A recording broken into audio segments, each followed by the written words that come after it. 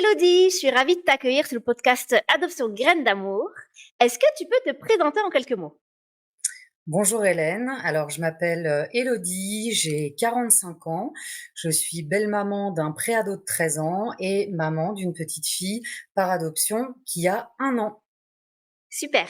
Et qu'est-ce que tu fais dans la vie à côté, Alors autrement? là, je suis en congé parental, j'ai pris la décision de prendre un congé parental de 5 mois suite au congé adoption, puis de le prolonger après réflexion d'1 année. Donc je suis disponible pour ma fille jusqu'à septembre 2025 et sinon je travaille dans le secteur du recrutement. Je suis chargée de recrutement dans un centre de formation. D'accord. Et ta petite fille, donc, elle est arrivée à quel âge? Alors, on a eu la chance et la joie d'accueillir notre fille en novembre de l'année dernière et elle avait 4 mois. D'accord, ok. Et au niveau de votre parcours d'adoption, est-ce que tu peux nous en parler un petit peu plus, c'est-à-dire les motivations qui ont fait que vous avez décidé d'adopter? Alors oui, on s'est rencontrés donc il y a à peu près 13 ans, avec, mon mari. On a tout de suite eu envie d'être parents ensemble.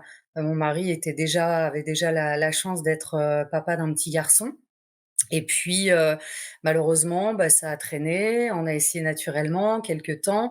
On s'est tourné ensuite, vers la PMA de façon assez, courte parce que, il y avait très peu de chances que ça puisse fonctionner et puis rapidement, voilà, est venue l'envie de s'orienter vers l'adoption. Alors évidemment, hein, moi, c'est au début un projet que j'ai porté, parce que je n'étais pas maman, mais en tout cas, mon mari avait autant envie, de cette parentalité commune.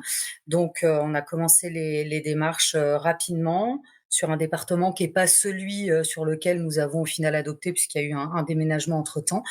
Mais, voilà, nos motivations profondes, c'était de faire famille ensemble et du coup, ça a été, long, éprouvant, mais avec une issue, extrêmement, positive.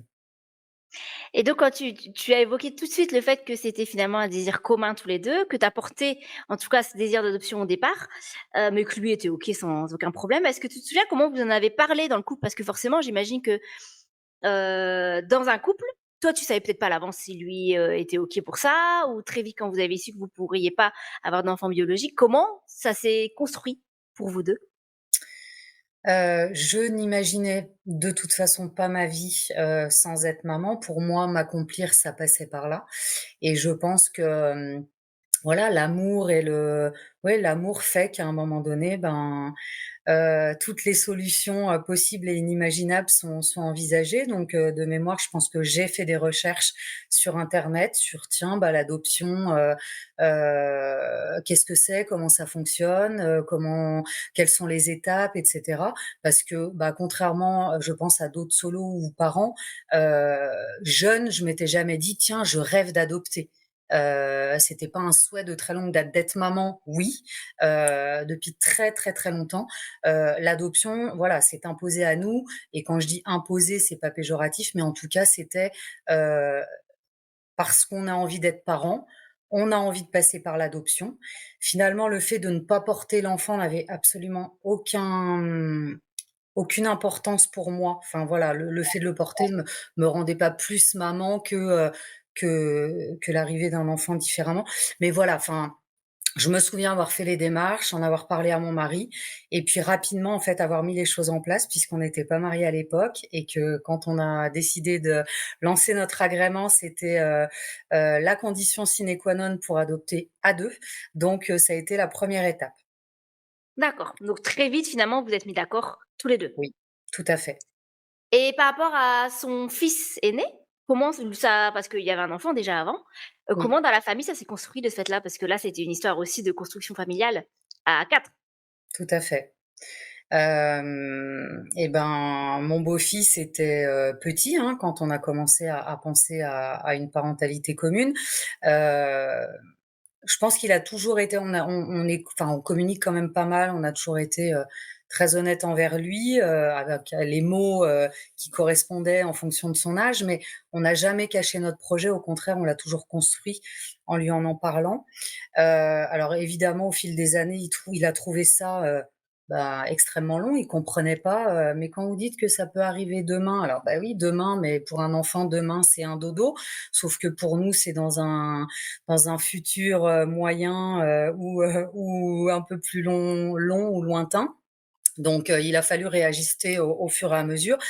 Et en fait, l'image de son frère à venir ou sœur à venir, évoluait au fil des ans, au fil de ses différents âges.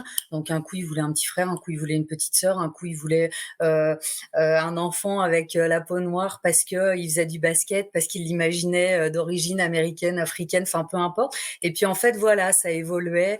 Mais il parlait quand même plus d'un garçon que d'une fille. Bon, aujourd'hui, il a une sœur, mais il est ravi. Mais voilà, donc en tout cas, pour répondre à ta question, ça a toujours été une volonté profonde de notre part et qu'il a porté aussi, avec des déceptions au fil des années, parce que de la longueur, parce que des incompréhensions.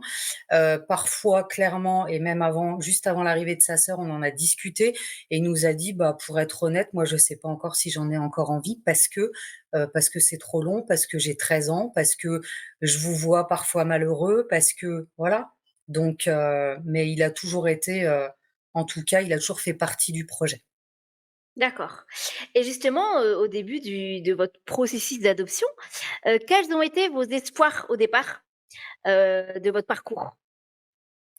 Même si tu Alors savais déjà la réalité, parce que de ce que, oui, tu disais, tu t'étais quand même renseignée, donc tu avais une part de réalité de ce oui. qu'était le parcours d'adoption. Mais finalement, les attentes et les espoirs, j'imagine qu'il y en avait au départ quand même? Oui, et puis on se dit toujours que nous, on est différents, nous, on s'aime plus que les autres, nous, on va y arriver plus facilement, nous, on va y arriver de façon p oui, quand je dis rapidement, c'est ça, et puis en fait, les mois, les années passent, on se dit: «Bon, bah, finalement, on est tous dans le même bateau», mais il y avait l'espoir de se dire: «On a la chance de s'aimer, de continuer, de pas se lâcher», la chance d'être 2 parce que quand il y en a un qui va moins bien, bah, l'autre prend le relais et cetera. Oui, alors les espoirs, c'était, que ça dure pas, toute la vie, enfin, en tout cas, pas trop longtemps, qu'on ait un enfant forcément au début, bah, tu un enfant, quand je dis idéal, ben, un enfant qui a pas de problème de problématique de santé, qui soit le plus petit possible, parce que quand on a commencé avec notre premier agrément, de mémoire, ou en tout cas à se renseigner, ben, voilà, je pense qu'on avait, 30-33-34 ans à peu près. Donc ouais, c'était ça, c'est de se dire: «Bah, tiens, si ça pouvait être rapide, si notre enfant à venir pouvait être en bonne santé», le sexe peu importait finalement parce que, voilà, mais on avait ces espoirs-là. D'accord, et justement, quel a été, au cours de votre parcours, le plus gros des défis auxquels vous avez été confrontés? Alors le plus gros des défis, ça a été, quand quand j'en ai parlé tout à l'heure, et ça, c'est encore quelque chose d'assez vif, au niveau, émotionnel.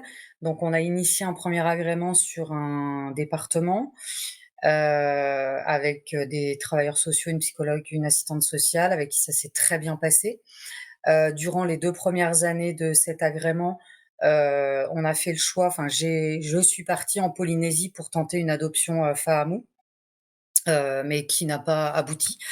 Et en fait, quand on a voulu, au bout de 2 ans, on peut, modifier sa notice, faire le point en fait sur son agrément, et voilà. Est-ce qu'on veut augmenter l'âge? Est-ce qu'on veut augmenter les caractéristiques de santé, et cetera, et cetera? On a demandé un rendez-vous avec, ce département d'origine, et les travailleurs, sociaux avaient changé, et enfin, en tout cas, l'un des travailleurs sociaux avait changé, et en fait, ça s'est pas bien passé du tout avec cette nouvelle personne, si bien